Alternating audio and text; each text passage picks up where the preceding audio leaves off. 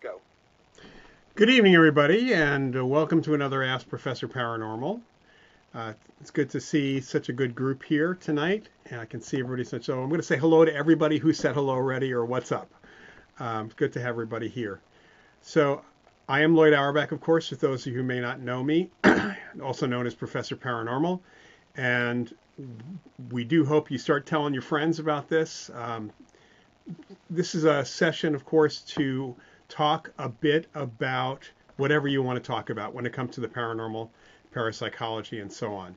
So it's good to see a few of my students here. I also have somebody who has sent me an email. I'll be addressing that question in a few minutes. But first, just as a reminder, go ahead and pop in questions into the chat. The video that I see is a little behind what is actually happening live, so sometimes I may not be answering a question exactly at the same time that you're asking it, but as long as it's in the chat, I can see it live, and that's all that really counts. Just a quick commercial for things, and we'll repeat this a little bit later. We have our classes for the Rhine Education Center starting again in May. I will be teaching a course called The Science of ESP, really focusing on how people experience extrasensory perception in and outside the laboratory, as well as the laboratory findings and what we've learned about this kind of perception, non-sensory perception in general. So that's an 8-week class.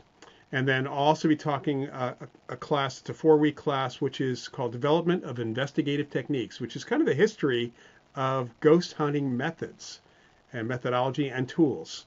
So it's starting with the 19th century and maybe even a little before and continuing through today. So the other classes that are going to be offered and my classes for the Rhine Education Center should be posted in the next couple of weeks. I know there's a class looking at how music and psychic ability connect, so a class on creativity for music. So that looks like a really interesting class. The person who's doing that just gave a lecture recently at the Rhine Center, and I hear great things about that individual as well. Okay. Also want to mention that at the Rhine last month on February 15th, John Kruth, who's the executive director and research director, we did a kind of a back and forth discussion about the history and the impact of the Rhine Research Center when it originally started 90 years ago, because this year is the 90th anniversary of the original Duke Parapsychology Lab. That's Duke University Parapsychology Lab, started by J.B. and Louisa Rhine in 1935. And this is its 90th year. There's going to be a bunch of other online events happening for the Rhine, so I encourage you to go to rhine.org. Graveyard, there we go. That is a link to the panel. If you want to call it a panel, myself and John, our discussion about the Rhine at 90. And it was a fun discussion that we did. So I do want to encourage you all to take a look at that. It's kind of a lot of fun. And I see actually Paul is posting something about watching me on the ASAP. Actually, it was ASSAP podcast. And that's a UK organization. And that organization is one that has sponsored a lecture that I did. So I did a lecture on apparitions, and if my producer will put that one in there as well, it'll be the ASAP. There we go. It's the ASAP lecture on apparitions. You want to just kind of get a feel for how I teach. That's for those of you who have not taken classes like that. All right. So looks like Patrick is asking if you've seen Late Night with the Devil. I know about Late Night with the Devil. I have not had a chance to watch it yet. I'm kind of mad at myself for not, because it looks like a lot of fun. Just have not gotten around to watching it, but it's on my list. It's on my watch list to make sure I watch it in the next couple of weeks. All right, and thank you, Tina, for saying I did a nice talk on Coast to Coast. For those who don't know, I was on Coast to Coast AM late last night, talking about all things paranormal, in fact. Okay. Why, when you meet a deceased person in a dream, can you see them, but they cannot speak? Well, that depends. I can't say that I had that experience. I know many people who have dreams, very often visitation dreams of deceased relatives. They have a conversation. And when my grandfather died back in the 80s, within a couple of weeks, I had a really clear dream about having a last conversation with him. So it really somehow either depends on your deceased relative coming through, if they really are coming through, or it's how your mind is interpreting that actual communication that's there. Do you think there's any connection between psychic paranormal phenomena and moon phases, eclipses, and other celestial events? Lucas, that's a really good question. And it actually leads into the email that I received from Karen, who's actually on the call here as well. So what's interesting here is that there have been studies looking at phases of the moon and eclipses and a variety of other celestial events, and there hasn't been typically any sort of connection directly, with one exception. I'm going to get to the exception here in a moment because it relates to that question. However, various astronomical activity, especially the moon, tidal forces, things like that, does have an impact on the Earth's magnetic field, the geomagnetic field. And there has been research that has shown that the Earth's magnetic field does have a correlation to certain types of psychic experiences for the highs and lows, because the magnetic field of the Earth does vary locally as well as globally. There are organizations like the U.S. Geological Survey where you can get geomagnetic information on a regional basis, if not a local basis. And there are definite correlations. In addition, there's a woman named Serena Roney Dougal who wrote a book years ago and has been doing research on how the Earth's magnetic field affects the pineal gland, what's called the third eye by many mystics. And that gland actually regulates serotonin and melatonin in the body. There's a connection to that and the geomagnetic field, and she has posited the idea that that actually connects to psychic ability as well, which fits in with a lot of mystical traditions that are out there. So the one celestial thing that does connect in a weird way, James Spottiswoode, who is a geophysicist, and Edwin May. Ed May was the program director of the Stargate program for the last 10 years of its existence. And he's a physicist as well. He's been around parapsychology for decades. But they did a study looking at laboratory research because we had date and time stamps on the experiments themselves, and found that there was a connection or a correlation in the northern hemisphere, at least. There's not enough data for the southern hemisphere for the what's called local sidereal time. Local sidereal time, which is kind of a solar day, it's 23 hours, 56 minutes, and some seconds. So it doesn't exactly match clock time. It shifts every day to that three plus minutes. It relates to where you are on the Earth in relation to the sun. So which direction the Earth is facing in relation to the sun, and also in relation to the center of the galaxy. And what they found was that at 1330 hours, so you can't say 1:30 because it's a 23-hour, 56-minute, and some seconds clock. At 1330 hours, about half an hour on either side of that, and this, of course, shifts every day because of that slight difference to clock time, people do better at psychic things, at least certainly with ESP. It's not clear about psychokinesis specifically. And what's interesting there is that to some degree, the Earth itself is kind of blocking you from the center of the galaxy. And what Ed and James and others have suggested is that perhaps because it's blocking some cosmic radiation from the center of the galaxy, that may actually be getting rid of some static. So this is still being looked at every now and then, looking at different aspects of psychic experience and abilities, again, looking at laboratory work. So the question came in, first of all, I should mention that you can all get there are plenty of apps for LST, local sidereal time. So if you want to try to match up experiences or what you're doing with LST, you can do that. I've got one on my phone. Just go to the App Store, go to the Google Play Store and put in LST or local sidereal time. You're going to come up with a clock or two, a bunch of them for that matter. And so the question was, somebody was going to be doing an investigation and whether or not there's an experiment, because they're going to be doing it around the time of this, I assume, this wasn't specified in the email, but around the time of 1330 hours. So is there an experiment one could do? And I'd say that in some respects you can sort of do an experiment. What I would suggest doing is having everyone, unfortunately, if you're doing an investigation through an organization, I think it's the Oregon Ghost Conference, there's going to be a lot of upfront information. So I would suggest everybody be read into that information and see what else you can get but have everybody write it down separately and then do a comparison. And then try it at a different time and see if there's any difference there. That would be an experiment to try there. All right, Miles. Oh, so Barry Anderson is saying, my dreams get very vivid during a full moon. You know, there are tidal forces that affect us, and again, the geomagnetic fields affect us, and there's questions. We know that geomagnetic field has effects on the brain, so there may be some element of that that is doing something.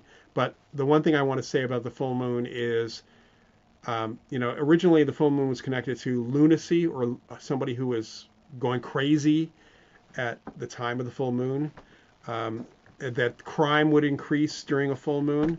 There have been notations of crime increasing, but most analyses of that indicate that it's because criminals who are outside trying to break into places don't need a flashlight because the full moon is shining down on them. They can see well in the dark. That it has very little to do necessarily with an effect on the brain. And there's been other research that has shown there hasn't been a whole lot. All right. What is ruby chocolate? So ruby chocolate, for those of you who don't know, I am also a chocolatier. I don't do much with it these days, but I do guided chocolate tasting still, and I've made chocolate for friends every once in a while. One of these days when I retire from a lot of other things that I'm doing, non-paranormal stuff that I do to make money, I will probably thinking about opening a chocolate shop. So ruby chocolate is a very particular type of cacao. Cacao is the plant, the tree, where you get pods that look like mini footballs. And when you cut them open, you will see some basically seeds inside, which is covered with usually with a white fruit, which from what I understand, I haven't tried it. I've tried dried cacao. It's very sweet and it is reminiscent of citrus. The seeds are what we call cocoa beans. There's a process by which they end up getting dried and, you know, fermented and dried in the sun naturally, and that brings out the chocolate flavor.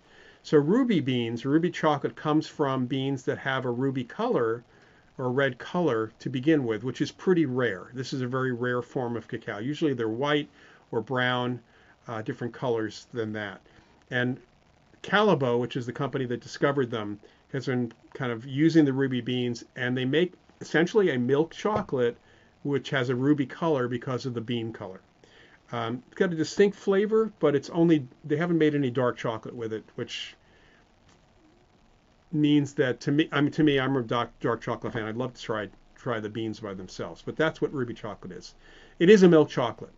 It has a slightly different flavor. It's not white. They could make white chocolate out of it if they squeezed out the cocoa butter, but it's not. Dark chocolate has no milk in it, so they haven't, as far as I know, nobody's made a ruby chocolate that doesn't have milk included in it. I have not seen Deepak Chopra's podcast or heard that about the telepathy tapes. I was actually interviewed by the telepathy tapes for their second season. So that should be, I'm not sure when they're actually going to air that, but I'll be talking to them for the second season. And I may be doing another interview with them soon as well. Has there been any investigation into the Ghost Bros programs that you found interesting? Or you think it's, honestly, I don't watch those shows. I haven't watched those. I mean, I've watched like 2 minutes of some of those shows. They bore me. They annoy me. They are not representative of what actually goes on. It's a combination of the way TV edits things and also the way the producers want to tell a story that may have nothing to do with what's actually going on. So, I can't really comment on that. I have not seen anything on those TV shows that I would count as possibly, as definitely legitimate. And when you say unexplainable, we have explanations in parapsychology. People may not like those explanations or accept them because we say something, there's an apparition there. That's not accepted by mainstream science, but that doesn't mean it's unexplainable to us in that way. Have you ever had a dream and then later found out you shared a dream with someone else? I have. In fact, this is often called telepathic dreaming or sometimes mutual dreaming. There was a woman named Linda Maggione wrote a book years ago called Mutual Dreaming specifically about this. There is a great book on the research on dream telepathy called Dream Telepathy, and the 50th anniversary edition just came out, I think, last year or the year before, written by Stanley Krippner and Montague Ullman about research conducted in the Maimonides Medical Center back in the late 70s. Great book, really important in the field of parapsychology about telepathic dreams. All right, looks like back to chocolate. Yes, that's my producer saying you ferment them. So you don't ferment them the same way you ferment anything else. When you scoop out the cacao beans with the fruit, and what they do is they put them in wooden boxes, and there's a natural fermentation process that happens over a couple of days where the fruit dries and the bean changes chemical composition. Then they get dried in the sun, and that's when you get chocolate flavor. The beans themselves, the fruit has no chocolate flavor to it at all. And I would say that, Barry, my only true addiction also is chocolate in that way.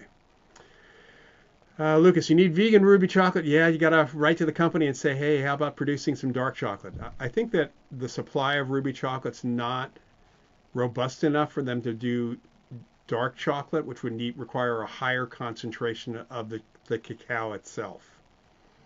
So yeah, and desideratum, it is very fruity. It's very tasty.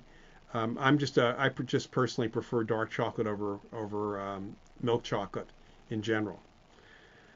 Paul, you only realized 20 years ago that it was all entertainment? I mean, Ghost Hunters. Okay. Yeah. Ghost Hunters on Sci-Fi Channel, when it first aired, used to have an entertainment disclaimer on it. And all of that in general, I mean, even the stuff that I've done, frankly, the segments I've done, which were available on my other YouTube channel, which is simply youtube.com/Lloyd Auerbach, those segments were edited for entertainment purposes. I mean, there's some shows that did a much better job of summarizing, editing by summary. So basically kind of getting rid of some stuff, but here's the summary of what actually happened. Other shows really made it about entertainment. And you have to know that television does that. I mean, the reason that the reality shows should only be considered entertainment is because they're run by producers. There's the goal of the show, and the through line of the show is basically for entertainment purposes. And the purpose is to get ratings, to sell sponsorship so that they continue the show to the next season. That's the case for every show. In fact, even for the news, by the way, since the late 1980s, broadcast TV news is run by the entertainment division, typically, of a network. And that means they have to have ratings. So I grew up in the television industry, whole family in television, and it's very different than what you actually see on TV in many respects. It's one of the reasons why I prefer scripted stuff, which is not always great, but at least it's scripted and it's fiction, and very clearly entertainment for that. Barry, I'm just glad you received the book Psychic Dreaming. I hope you like it. Is there an instrument used to detect infrasound? There are different devices, audio devices that actually are that can be used to detect infrasound. And a good audio engineer can tell you what you can detect. But I would just simply go online and look at audio equipment that has nothing to do with ghost hunting. And by the way, if it's really low frequency, there's an easy audio detector or infrasound detector. A bowl of water will start vibrating. And of course, you have to eliminate other vibration.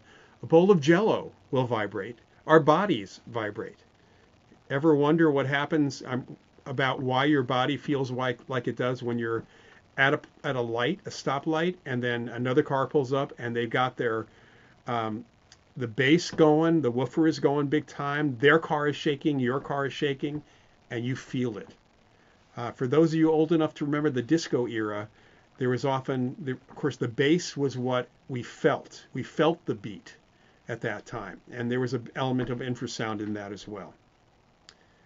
All right, so just trying to catch up here.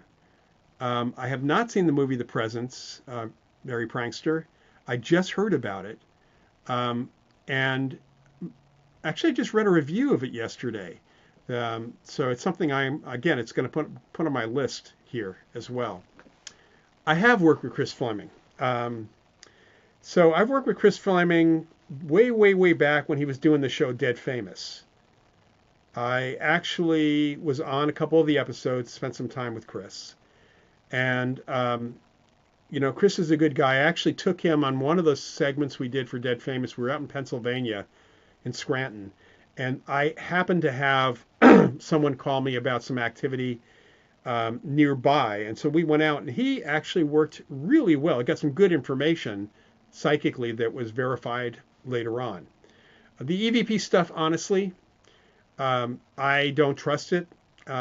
Chris, back then, and I don't know if that's the case anymore, but he was hearing things in the EVPs he had collected that myself, his cameraman, the cameraman for Dead Famous, and the audio engineer for Dead Famous didn't hear at all. So, and identifying something as a nature being and gnomes and stuff like that, I think you're just going off into fantasy land. I did also work with Chris on a TV pilot back in 2008, and we got some really interesting EVP, which was not only heard by myself, Chris, but also it related to a TV shoot where we had it was a very well-funded TV shoot for a network, and the show never went. Chris was actually the host of the show, and I was a production consultant, more or less.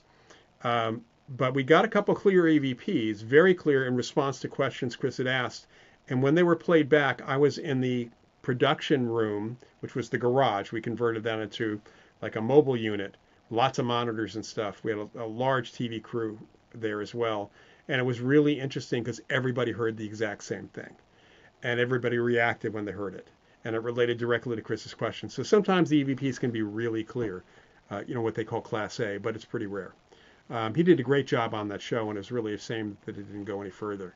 But nature beings and gnomes, you might as well say that they're Greek gods coming through. Paul, I used to work in audio and radio broadcast in Chicago. A lot of smoke and mirrors. Yeah. The thing is, television, radio, if you're doing dramatized radio, if you're doing other things, editing is the biggest issue. But then again, I don't know that anyone would want to watch 20 hours of some investigators hanging around with nothing happening, because that can happen if you're there overnight or just for a couple of days. So it's clear that it makes more sense to kind of pick out the pieces, but production sometimes moves those things out of order in order to tell a better story. Have you had interactions with nature beings or fae? Nope. Not at all.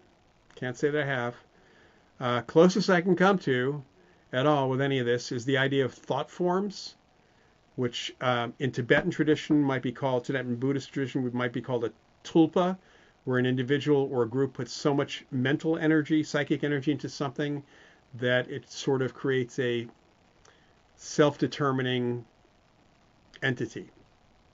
Not very powerful, but still there. And there are other traditions where people talk about thought forms. And the closest I came was on a TV show where we were covering the phenomenon of channeling back in the 1980s. And I was on with one of my colleagues, John Klimo, who wrote a book called Channeling, which is the best book on channeling and touches on mediumship to some extent. And I was sitting on this panel. We called it the panel of channels because there were several people who were channelers on the panel. And as based on the show progression, it was a 1-hour show.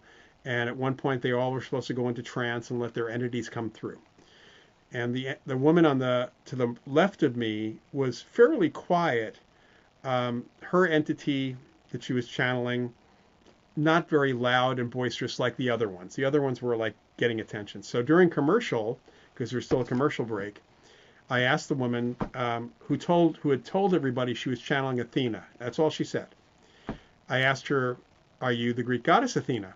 And the response, which I felt was really interesting, because she could have said yes, which would have, basically the response was, "No, there really never were Greek gods, but the belief of the ancient Greeks in the spirit of wisdom created the thought form that I am.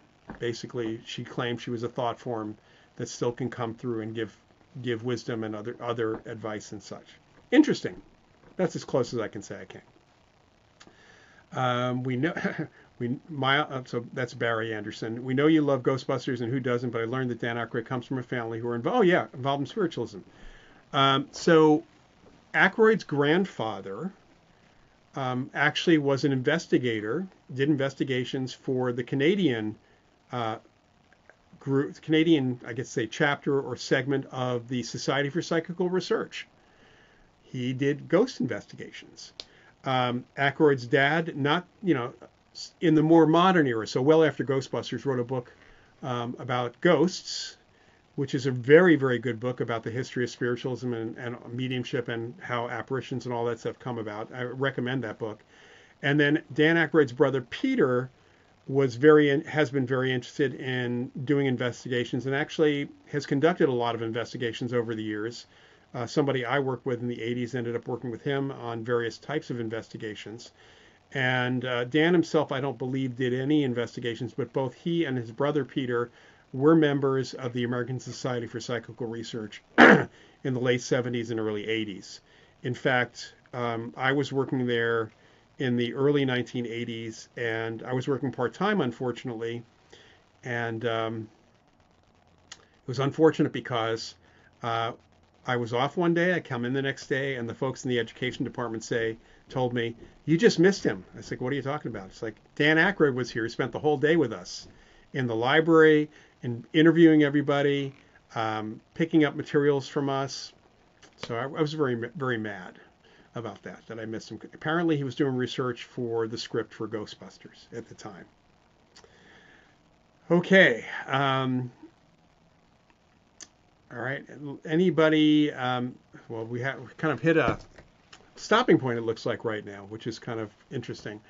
But let's see if we have anybody else kind of bringing something up before I switch topics altogether as well. And so I'll just wait for a moment here. This happens every so often. Anybody has any other questions? I think I answered pretty much everything here. I want to actually go back up and make sure I didn't miss anything. And it doesn't look like I missed anything. I will say, kind of going back to the dream thing, that when we typically have dreams, whether they're telepathic with someone else or a visitation, or if you perceive you have an experience with a ghost, with an apparition, it's you picking up information. You're being psychic. It's just as much as that ghost or spirit is trying to communicate, it's you being psychic. Now, I can say very honestly that I have never seen a ghost. I've been in a number of cases, I can't say many, but a number of cases over the years where there is, from best I can figure out, an actual conscious apparition. Somebody's died who's hanging around. I've never seen them. But I actually have had non-visual experiences, because everyone puts this, we all put this emphasis on seeing is believing, or seeing is important.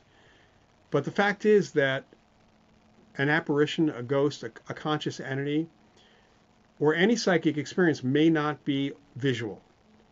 It may actually be auditory. Maybe you hear the voice of the spirit. And that actually has happened to me. It happened at the Moss Beach Distillery.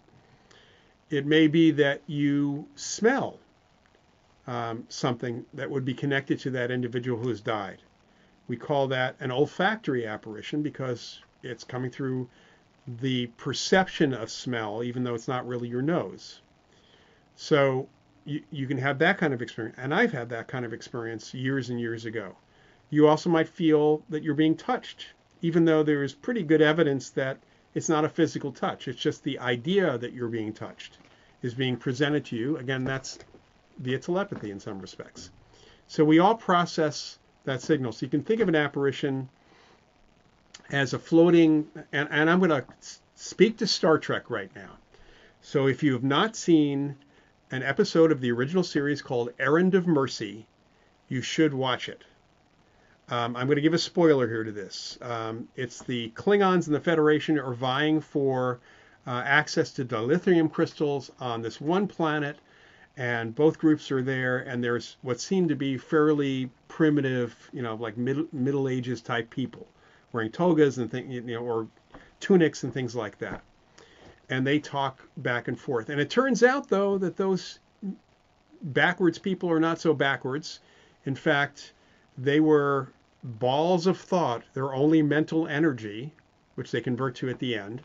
And they were presenting a signal to everybody to pick up on of what somebody looked like, what they sounded like, all of that. And that's pretty much what an apparition is. I can't say a ball. It's not an orb, but it's consciousness without a body. How that person who is deceased, who is that consciousness, thinks of themselves, think of it as they're broadcasting a signal that includes what they look like, what they sound like, what they smell like, what they feel like, all of that. And we as witnesses will pick that up psychically as well, because everybody's a little psychic, but we all process the information differently. So you can have a case where two people are seeing an apparition, and the apparition looks like he's talking, and then somebody doesn't see the apparition, but they hear the voice of the apparition, even though it's not recordable because it's not an acoustical sound, and somebody else may smell cologne that the person is using, or smell cigarettes because they were a smoker in life. So it's just partly our perception, it's partly them that we're really dealing with at that point. Okay, KV, have you ever had an out-of-body experience? The answer is yes. And Paul said, tried having them. I tried having them when I was a teenager. I read lots of books on astral projection and out-of-body experience. I tried all the techniques, couldn't do it. I have not tried a book. There's actually a book called Have an Out-of-Body Experience in 30 Days. It's really a 21-day program, but the publisher wanted 30. And it's by Keith Harary, Harary, and Pam Weintraub. It's out of print, but it's a great book, and Keith was somebody who did out-of-body work all his life. So it's a good starting point. I haven't tried their technique, but I had 2 spontaneous out-of-body experiences, one within a couple weeks of the other, with witnesses seeing me at the point where I traveled. So I did have, those sometimes are called bilocation experiences. I believe that they were triggered, like a number of other psychic experiences were triggered, by my work at the American Society for Psychical Research and hanging out with the psychic that we were working with in the lab. They were doing research on out-of-body experience with Alex Tanis, and I spent a lot of time with him, talking to him about becoming more psychic, about his experiences, and I believe that he triggered these kinds of experiences for me in many respects. I've talked to other people who have out-of-body experiences, and the research that was at the ASPR, in fact, if you go to YouTube and put in ASPR OBE experiment, you will get a video about Alex Tanis as well. So just highly recommend you take a look at that. Some really good research that's been done. But not everybody can kind of do this at will, certainly. And there's even been research with Keith Harary back when he was in the research material. You'll find his name is Blue Harary. But there was even some really interesting experiments done with his cats, looking at their behavior when he was physically in the room with them and when he wasn't. They were in an enclosure. And then he was randomly assigned from another room to go out of body and visit the cats. And lo and behold, they behaved like he was really there during those times. So pretty interesting stuff. Is a feeling of having the bed vibrate related to out-of-body experiences? It could be. I mean, the question is whether the bed was actually vibrating or the sensation, in other words, you were vibrating. That might have to do with out-of-body experiences. It could have to do with other things as well. Some physiological stuff that's going on that may or may not be related to that. At the beginning of this year, we had a rash of aviation accidents. We had another one a couple days ago. I thought this was unusual. When reading PK Man, there was a similar set of problems in the late 70s. Yeah, the PK Man is a book about Ted Owens, written by Jeffrey Mishlove, and I believe Jeffrey's working on a documentary about Ted Owens as well. Could the accidents be a result of another PK man? I would, honestly, I'm sad to say that probably not. That probably these have more to do with the issues with the FAA right now and air traffic controllers, and frankly, safety regulations on the building of aircraft. Kind of checking the aircraft properly. You know, we had the issues with Boeing, with the door being blown out, that kind of thing. Our air force, if you want to call it that, the aircraft that are being used in commercial airlines are not necessarily the newest, and there can be some issues there. You know, it's possible there's another guy unconsciously causing issues, but I tend to think it has more to do with what's going on with the FAA right now. Barry had an OBA and communication with your father, who was on an operating table at the time. Yeah, that's an interesting thing. So, you know, one of the times that people have OBEs is when they are either having a near-death experience or actually under sedation, you know, anesthesia for whatever operation or surgery is going on. And people have reported meeting other people when they've gone out of body. Lucas, what do you make of occultist magicians evoking spirits to visual appearance? And do you know any parapsychological investigations of such practices? Evoking spirits to make them visually appear, I really question whether that's even going on at all. During the early days of, well, I can't even say the early days of spiritualism, but the early days of the 20th century, especially, sort of towards the end of the 19th century, physical mediums in the darkened seance rooms were ostensibly making spirits manifest from ectoplasm, even though we know that there was a huge amount of fraud going on. And darkness is not a good time to do good way to do research, which is why you shouldn't investigate in the dark for that matter either. So, you know, the question is whether or not people are actually visually seeing the spirit is a major question. And the other part of that is there a spirit present, or is this something psychic that the practitioner is actually presenting? So just like that entity might make themselves visible to someone who is capable of psychically seeing that, it's never going to be an optical phenomenon unless there is some kind of spirit matter that can be pulled together, but that hasn't been shown at all. It's a psychic thing. So that magician occultist would have to psychically connect to people or have the evoked spirit do that.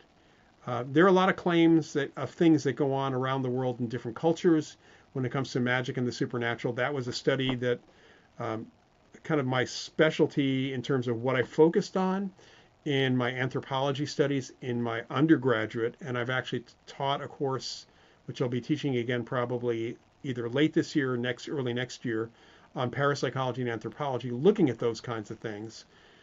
But the closest has been people who were involved in parapsychology's perspective, but mainly involved in anthropology and kind of that connection. So it's really difficult to say what's actually going on there. Barry, saw your body, got scared, went back into your body. Yeah, you know, it's interesting. A lot of people report out-of-body experiences where they find themselves on the ceiling looking down, and it freaks them out so much that they snap back into their bodies right away. There is an inherent fear of psychic ability that people have. Very recently, one of the luminaries in our field, Charlie Tart, passed away. He'd been ill for quite some time. And among other things, I mean, Charlie did work on out-of-body experiences, research in that area back in the 60s. He's known quite a bit for his work on altered states of consciousness in psychology. In some respects, he's kind of one of the fathers of our understanding of altered states of consciousness. Charlie also did surveys of psychics, average people, and even parapsychologists on the fear of various forms of psychic ability. And those papers can be found on his website. I believe his archive is still up. I'll have to find that and post that next time. Um, but he wrote art papers on this. And interestingly enough, a lot of people are afraid of the implications of being psychic, more afraid of psychokinesis than they are afraid of ESP. Of course, a lot of people are afraid of ghosts. He didn't even cover the ghostly thing there in that piece of it. But it turns out that a lot of people are afraid. Interestingly enough, many psychics are afraid of different applications or aspects of psychic ability. And many parapsychologists have a fear of the implications of what psychic ability is. So there's all of that. As far as psychokinesis goes, moving things or affecting things, the late, very late, I should say at this point, Kenneth Batchelor, who was a psychologist in Great Britain, did a lot of work in the 60s and 70s, and he looked at the psychology of psychokinesis, of doing psychokinesis, looked at a lot of things, and actually came up with, I guess you could say, almost the rules of the psychology and what the problems are for why we can't learn this easily, or if we do some, it just disappears pretty quickly. One of them is called witness inhibition, that because of our cultural, religious, familial upbringing, in most cultures, not all cultures, but most cultures, even seeing something move across the room with no motive force will make you write it off. You will ignore it. You will say, no, that can't really be, it's not moving on its own. It's something else is moving it. You'll excuse it. Or you won't even see it. It'll just be erased from your perception. We're inhibited from witnessing psychokinesis. And that somewhat goes to some other psychic abilities too. Then the second thing is ownership resistance. That let's say we accept that PK exists, but it's not me. Because the implication of psychokinesis is that my thoughts get turned into action. And people don't want that responsibility. So there is that fear.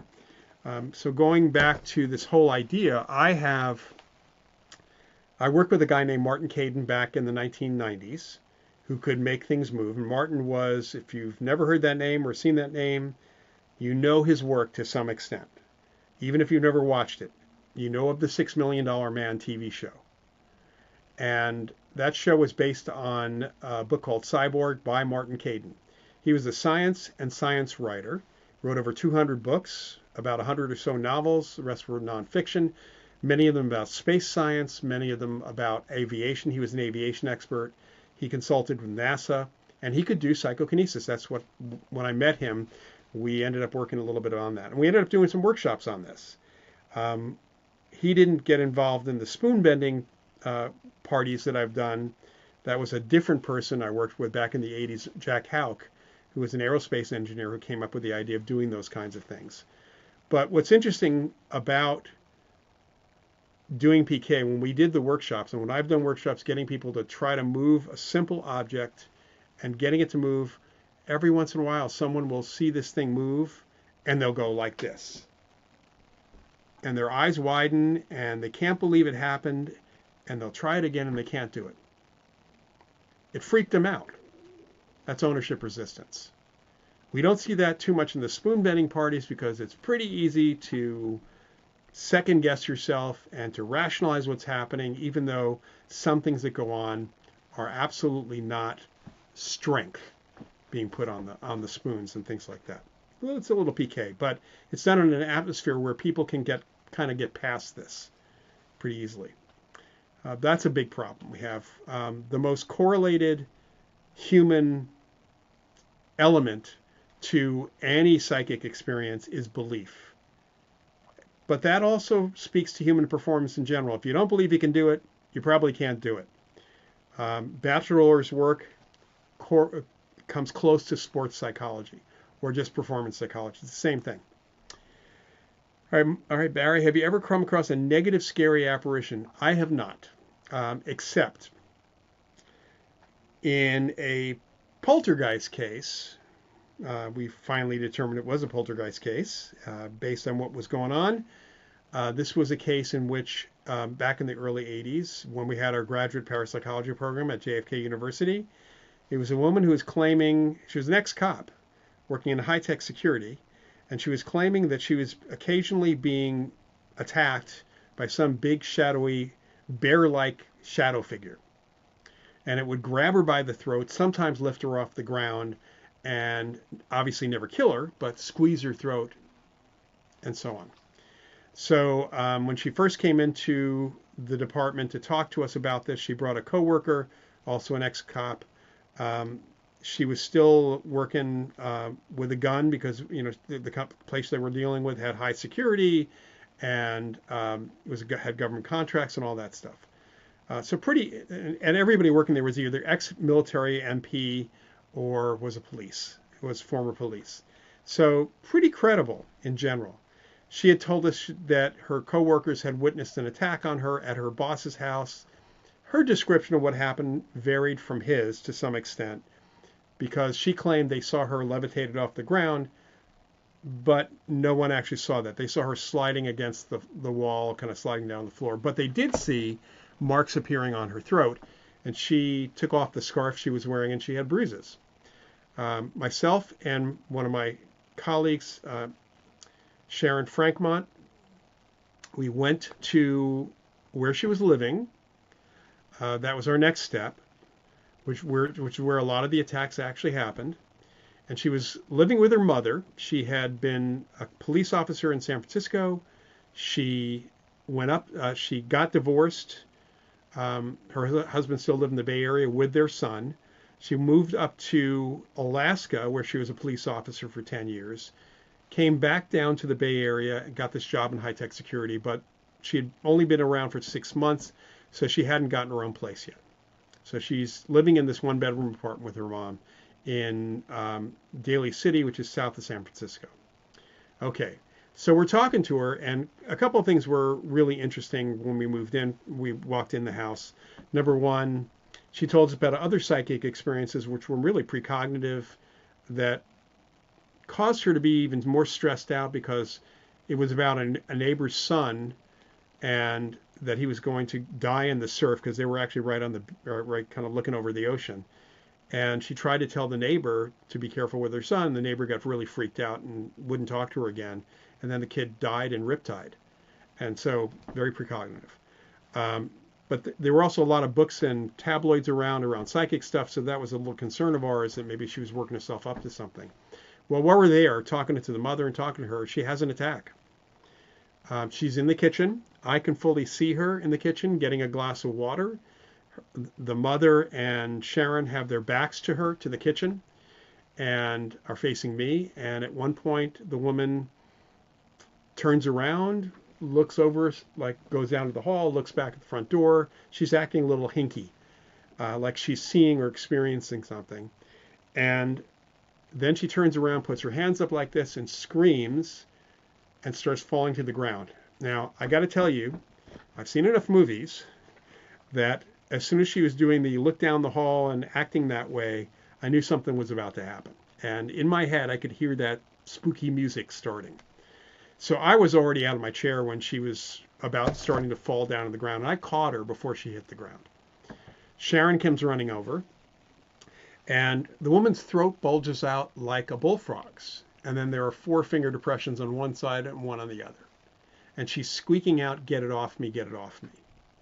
Now, number one, Sharon is shaking her head at me. Now, Sharon was not only a good psychologist, but also a really good intuitive and psychic. And she could sense spirit stuff. And she was sensing literally nothing. When the woman asked me to get it off her, I started basically, I'd only been in California for a couple of years after being back in New York. So I became a New Yorker, and I used some choice words to tell it to stop, which I'm not going to repeat here. And then when it immediately stopped, I stated very loudly and gave an order, it's never going to happen again. All right, so we help her up. We sit her on the couch. Come to find out that the attacks started shortly after nightmares, which she hadn't mentioned to us, started due to recovered memories of her father molesting her as a child. Her father had been long dead, by the way, by the time we were there. We found out what the trigger of the nightmares was. We found out she was seeing a therapist for the nightmares, these recovered memories of child molestation that she had. We found out again what the trigger was, and that she always wore a scarf so she would never show the bruises to her therapist. It turned out that in working with the therapist with her permission, it turned out that the entity was not an entity. It was an archetype. It was a shadow of her, a monster from the id. For those of you that remember the movie Forbidden Planet, it came from her own unconscious. And it was trying to shut her up from talking about her father doing this because she felt guilty. Like a lot of people who were molested as children by a family member feel very guilty, like they did something wrong because that's what they were told by the family member. It was purely psychological. And by the way, she never had another attack after I yelled at it. So either there's a demon out there that is afraid of Lloyd Auerbach, parapsychologist, or what we learned and how we worked with the therapist and worked with her clearly indicated what was actually going on. Not a shadow person, not an apparition in the traditional sense. It was her psychology, a poltergeist activity kind of attacking herself. There have been other cases where instead of the poltergeist activity going out from the agent, it is directed at themselves. So it's one of the things we have to look at. But otherwise, there have been a few cases of apparitions that have been negative but not scary. There was a case I had which was a peeping Tom ghost. Very scary initially to the two women in the house, teenage girl and her mother, both very attractive. But they got angry and annoyed first and then very, very angry, and we were able to deal with that. If you read my book, A Paranormal Casebook, both the choking ghost and the peeping Tom ghost are in that case, in that book, the case book. That's out. That came out. I put it out as a second edition last year. So there have been other cases where the entity was verbally harassing because they were basically, frankly, an asshat, as a good, simple way of saying it. Other cases where the entity was saying to the, bothering the people because they felt they still owned the house. It was their property, more or less, since they had done so much work in the house when they were alive. There are ways to deal with that kind of thing as well. The only real negative stuff we run into, and sometimes it could be scary, would be an imprint of a very negative event that's left behind in a property. Not conscious, not intelligent, just something that you experience, and that can be very, very scary as well. Okay, let's see here. Let me see what else here. And right before that scary apparition, I see that there's a comment from Lucas about magicians use a ton of incense smoke. Yeah, that can't be healthy. And, that makes something look visual because you can see something at that point. All right. And also, just as a last comment here about shadow figures, there are optical shadows that we might see for various reasons in general. And also, if there's low frequency sound that can vibrate our eyeballs, and we'll see shadows out of the corner of our eyes. But if you are doing investigations, ghost investigations at night like they do on TV, and you're using a night shot camera or a camera that has night shot, just realize that there is an infrared spotlight that's providing the infrared that reflects back, and an infrared spotlight will cause shadows. So you will see shadows in night shot the same way you would with a regular camera and a floodlight or a spotlight, which creates shadows because the light hits people or other things. That does not make them paranormal at all. It just makes them interesting for television more than anything else. Okay, for those who joined late, you might want to go back through the chat. There's a couple of links there. The first one is to a discussion that John Kruth, the executive director of the Rhine Research Center, and I had about the Rhine at 90, kind of a celebration of the 90th anniversary of the founding of the Duke Parapsychology Laboratory back in 1935, which eventually became the Rhine Research Center. There's also one on a lecture I did on apparitions for a group called ASSAP over in the UK. There's another link there as well. Lucas, you have a question related to your first question regarding celestial events. You think there's anything, the idea that the veil between this world and the next is thinnest than Halloween?